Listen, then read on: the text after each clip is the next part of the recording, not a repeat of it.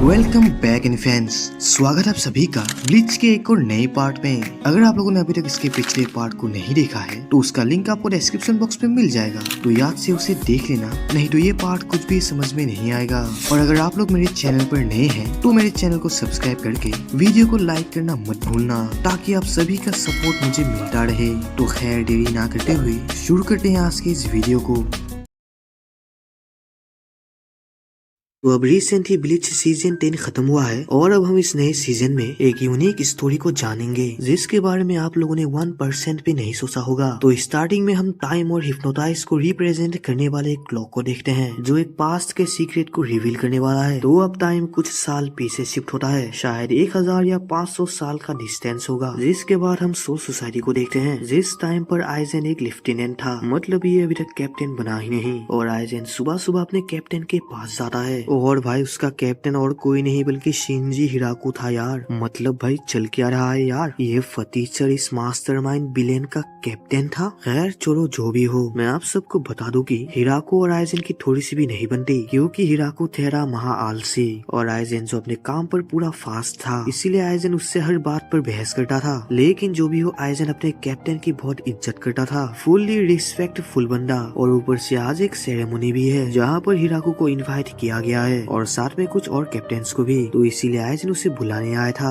और मैं आप लोगों को ये बता दूं कि हिराकू स्क्वाड 5 का कैप्टन है। और फिर वो सेरेमनी के लिए स्क्वाड 1 के मेंशन पर जाता है जहाँ पर एक बड़ा गेट बंद था और हिराकू के चिल्लाने के बाद भी वो गेट नहीं खुल रहा था, जो देखकर वो काफी जरा मायूस हो जाता है। लेकिन तभी अचानक से हिराकू को एक जोरदार किक पड़ती है जिससे वो दूर जाके गिरता है। और ये किक उसे और किसी ने नहीं बल्कि चुटकी ह्योरी ने मारा था, और वो भी एक लेफ्टिनेंट है। यानी ये दोनों पहले सोल सोसाइटी में ही काम करते थे और ह्योरी की हरकत पहले भी वैसे ही थी जैसे प्रेजेंट में है। और ह्योरी की इस हरकत से हिराकू काफी ज्यादा भड़क जाता है, लेकिन बेदमोश ह्योरी इस पर फिर से हिराकू को चिढ़ाने लगती है। लेकिन तभी कोई आके ह्योरी को एक जोरदार पंच मार देता है, और ये बंदा और कोई नहीं बल्कि लव था, जो कि उनके टीम का ही मेंबर था। याद है आप सभी को, मतलब हिराकू की पूरी गैंग है यहाँ पर, जो कि पहले सोल सोसाइटी में ही थे, लेकिन लव दूसरे स्क्वाड में से है। और ह्योरी इस बात पर काफी ज्यादा गुस्सा होती है क्योंकि कोई दूसरी स्क्वाड का मेंबर ऐसे ही उन्हें नहीं मार सकता। और ह्योरी को मार खाता हुआ देख बेदमोस हिराकू से बाहियात चेहरा बनाकर चिढ़ाने लगता है। ये बंदा भी कम थोड़ी ना है जो मार खाने की हरकत करता ही रहता है। और ये देखकर ह्योरी और भी ज्यादा भड़क गई थी, लेकिन तभी लव उसे यहाँ से लेकर चला जाता है। और हिराकू तो उसे अब भी चिढ़ा ही रहा था, जो देखकर आइजन उसे ऐसा करने के लिए मना करता है, क्योंकि एक कैप्टन को ऐसी हरकत करता हुआ देख आइजन को बिल्कुल भी अच्छा नहीं लगता। और कुछ देर बाद ये सभी हेड ऑफिस तक पहुँच जाते हैं जहाँ पर कैप्टन क्योराको और कैप्टन युकिताके भी थे और कैप्टन उनाहाना भी थी। और असलियत में ये सेरेमनी इसलिए रखा गया था क्योंकि आज उनके टीम के एक कैप्टन का प्रमोशन हो गया और उस कैप्टन का नाम है हिकिफुने। और क्योंकि अब उसका ट्रांसफर हो चुका है तो उस कैप्टन के सीट पर कोई एक दूसरा कैप्टन चाहिए, जिस बात को डिस्कस करने के लिए इन सभी कैप्टन्स को बुलाया गया है। लेकिन हिराकू इस बात से थोड़ा परेशान था क्योंकि इन कुछ सालों में ही कई सारे कैप्टन्स बदल गए, जो कि काफी अजीब है क्योंकि पहले तो ऐसा नहीं हुआ करता था। एक कैप्टन हजारों सालों तक राज करता था। और अभी हम देखते हैं कि रोज भी स्क्वाड 3 का कैप्टन है, मतलब प्रेजेंट में हिराकू के टीम के बंदे कोई कम बंदे तो नहीं है। पहले ये सभी कैप्टन्स हुआ करते थे और इन पूरे कैप्टन्स के टीम में सिर्फ कैप्टन क्योराको, कैप्टन युकिताके और कैप्टन उनाहाना और हेड कैप्टन यामामोतो ही है, जो कि कई सौ सालों तक नहीं बदले और कैप्टन ही रहे।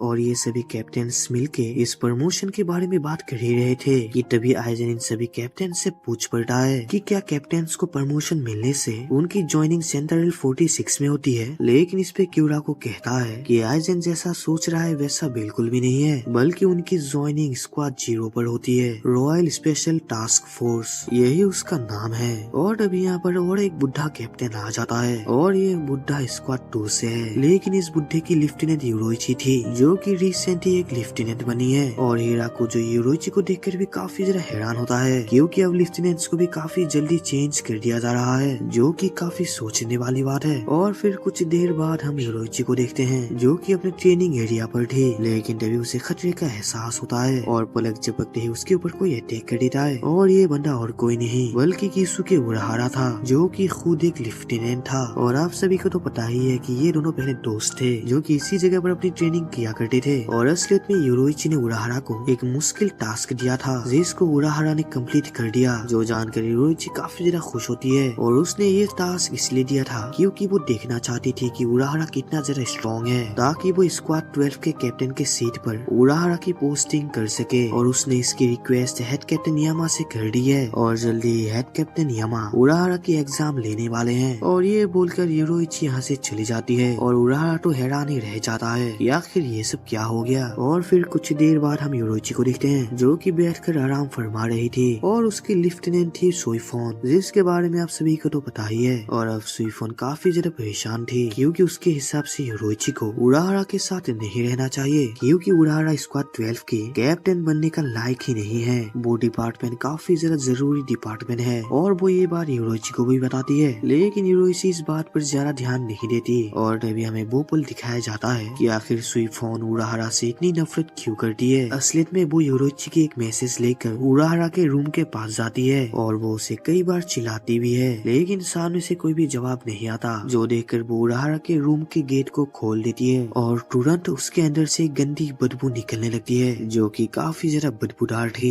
और उस गंदे बदबू के अंदर से उराहारा भी एक गंदे हालत में बाहर निकलता है, जिसे देखकर लग रहा था कि उराहारा शायद 3 या 2 दिनों से नहीं सोया और उसके रूम की हालत भी एक कबाड़ खाने से कम नहीं थी। और ऊपर से उससे उराहारा का बिहेवियर भी अच्छा नहीं लगता और इसी कारण से वो उराहारा से इतनी नफरत करती है। तो वो ये बात योरोइची को बताती है कि उराहारा एक नंबर का पागल, गंदा और लालची है। ऊपर से वो काफी ज्यादा धीमा भी है, जो कि एक कैप्टन के लिए बिल्कुल भी परफेक्ट नहीं है। लेकिन इस पे योरोइची कहती है कि वो सुइफोन के बातों पर एग्री करती है। सच में उराहारा ऐसा ही है, लेकिन वो सुइफोन से पूछती है कि आखिर वो उराहारा के पीछे क्यों पड़ी है, लेकिन इस पे सुइफोन कोई भी जवाब नहीं दे पाती, जो देखकर योरोइची जोर जोर से हंसने लगती है। योरोइची के जवाब मिलने के बाद भी सुइफोन बिल्कुल भी हार नहीं मानती, क्योंकि वो योरोइची की काफी फिक्र करती है, इसलिए चाहे कुछ भी हो जाए वो उराहारा की असलियत योरोइची के सामने लाकर ही रहेगी, चाहे इसके लिए उसे कुछ भी करना क्यों ना पड़े। और अब से सुइफोन उराहारा पर पूरा नजर रखने लगती है कि आखिर वो दिन भर कहाँ जाता है, किन लोगों के साथ अपना टाइम स्पेंड करता है, अपने जरूरत के कामों को छोड़कर कौन से बेहुदा के काम करता है, और आखिर वो कितना समय अपने दोस्तों के साथ दारू पीने में लगा देता है। इन सब की एक डिटेल नोट सुइफोन बना लेती है ताकि वो ये योरोइची को दिखा सके और योरोइची को इससे उराहारा के असलियत के बारे में पता चले कि आखिर वो किस टाइप का बंदा है। और अब जो उसका रिसर्च पूरा हुआ तो वो उसे दिखाने के लिए योरोइची के पास जाने लगती है, लेकिन अफसोस योरोइची के पास उराहारा पहले से ही मौजूद था और अब उराहारा कैप्टन का एग्जाम देने जाने वाला है। और योरोइची चाहती है कि इस पर सुइफोन उराहारा की मदद करे और उराहारा के साथ जाए, लेकिन सुइफोन ऐसा करने के लिए साफ तौर से मना कर देती है। तो इस पे योरोइची उससे कहती है कि सुइफोन को इतना शर्माने की कोई जरूरत नहीं। योरोइची को पता है कि वो उराहारा को पसंद करती है, क्योंकि सुइफोन सुबह से ही उराहारा का पीछा कर रही थी और उस पर नजर रख रही थी। ऐसा काम तो सिर्फ प्रेमी ही करते हैं। ये सुनकर सुइफोन काफी ज्यादा भड़क जाती है और सीधे अपने रिसर्च नोट्स को दिखाती है जो कि उसने उराहारा पर बनाया था। और योरोइची भी इन नोट्स को काफी गहराई से पढ़ने लगती है, क्योंकि सुइफोन ने इसे काफी डिटेल में लिखा है। और खुद उराहारा भी ये देखकर हैरान था कि सुइफोन इतनी डिटेल से ये सब कैसे लिख सकती है। और योरोइची भी सुइफोन के इस काम से काफी इम्प्रेस होती है कि सुइफोन ने ये सब जासूसी नहीं की, बल्कि अपने प्रेम भरे कथा को लिखा है। ये सुनकर सुइफोन और भड़क जाती है, क्योंकि उसके दिल में तो उराहारा के लिए कुछ था ही नहीं। लेकिन सुइफोन के चेहरे से तो ये नहीं लगता, शायद कुछ ना कुछ खेल तो चल रहा है जो कि सुइफोन नहीं बताना चाहती। और तभी इसी वक्त वहाँ पर उराहारा का एक गार्ड आ जाता है और उसे उराहारा ने ही एक इन्फॉर्मेशन के लिए रखा था। उसने इस गार्ड को ऑर्डर दिया था कि वो अपने सभी मेंबर्स को एकजुट करे और उसके बाद उसे इन्फॉर्म करे। और अब उसकी तैयारी हो चुकी है, जहाँ जाने के लिए उराहारा योरोइची से ऑर्डर मांगती है और योरोइची भी कुछ गहराई से सोचकर उसे यहाँ से जाने का ऑर्डर दे देती है। लेकिन उराहारा को जल्दी लौटना होगा, क्योंकि एग्जाम की तैयारी शुरू हो चुकी है, उनके पास अब ज्यादा वक्त नहीं है। और योरोइची के इस डिसीजन को देखकर सुइफोन उसे सीरियस होकर कहती है कि आखिर योरोइची उराहारा को ऐसे जाने क्यों दे रही है, क्योंकि एग्जाम के लिए तो उनके पास ज्यादा वक्त बिल्कुल भी नहीं है। अगर इस समय में उराहारा वापस नहीं आया तो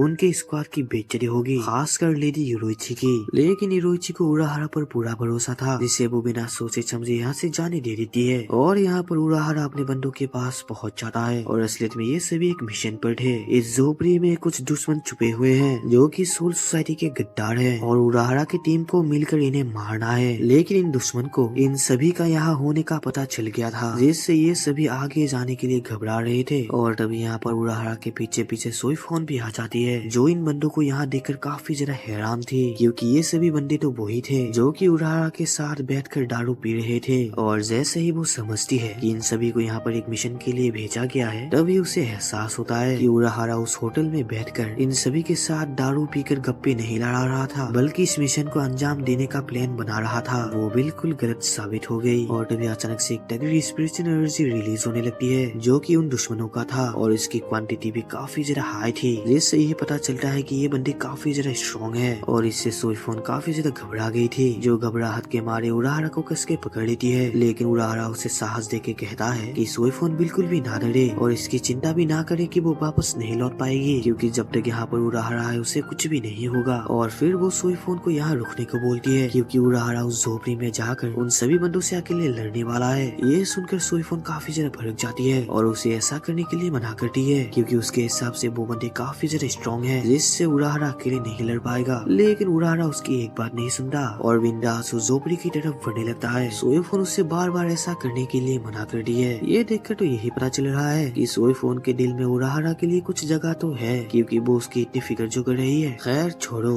उराहारा जैसे ही झोपड़ी के अंदर जाता है तो अचानक से वहाँ पर एक बहुत ही ज्यादा तगड़ी पावर एनर्जी रिलीज होती है, जिसे काबू करना लगभग नामुमकिन था। और इस एनर्जी के शांत होते ही सोईफोन के साथ ये सभी झोपड़ी के अंदर जाते हैं। और सोईफोन तो अंदर का नजारा देखकर ही शौक में पड़ गई थी, क्योंकि वहाँ पर मौजूद सभी दुश्मन टपक चुके थे और ये काम किसी और ने नहीं बल्कि उराहारा ने किया था, जिसे सोईफोन कमजोर समझ रही थी। और कुछ देर बाद उराहारा कैप्टन्स मीटिंग या फिर सेरेमनी में पहुंच जाता है, जहाँ योरुइची के साथ कुछ और कैप्टन्स भी थे और हेड कैप्टन यामामोतो उराहारा की एबिलिटीज की टेस्ट लेने के लिए रेडी थे और उराहारा भी इस टेस्ट के लिए पूरा रेडी था। और सोईफोन जो उराहारा के लिए काफी ज्यादा परेशान थे, क्योंकि अब उसे उराहारा के लिए फिक्र होने लगी। और फिर कुछ देर बाद ये टेस्ट कंप्लीट हो जाता है, जिस टेस्ट को हमें नहीं दिखाया जाता। और सभी कैप्टन्स और लेफ्टिनेंट्स अपने स्क्वाड के नए कैप्टन को वेलकम करने के लिए रेडी थे। और अब से स्क्वाड 12 का नया कैप्टन बना द मोस्ट इंटेलिजेंट कैरेक्टर कीसुके उराहारा, जो कि एक कैप्टन के पोस्ट को पाकर बिल्कुल नर्वस है। वो इतना नर्वस था कि उसके मुंह से एक शब्द भी ठीक से नहीं निकलता कैप्टन्स को बोलने के लिए। और ये सभी कैप्टन उराहारा के पोजीशन को देखकर ही समझ गए थे कि ये नया कैप्टन तो बिल्कुल ढीला निकला, लेकिन आइजेन तो उराहारा को एक अलग नजर से ही देख रहा था। तो ब्लीच का ये कमाल का पार्ट यहीं पर खत्म होता है। बाय द वे, अगर आप लोगों को ये पार्ट पसंद आया तो प्लीज वीडियो को एक लाइक कर देना और कमेंट में अपना रिव्यू जरूर बताना और चैनल को सब्सक्राइब करना तो भूलना ही मत। मिलते हैं अगले एक और नए वीडियो में, तब तक के लिए बाय।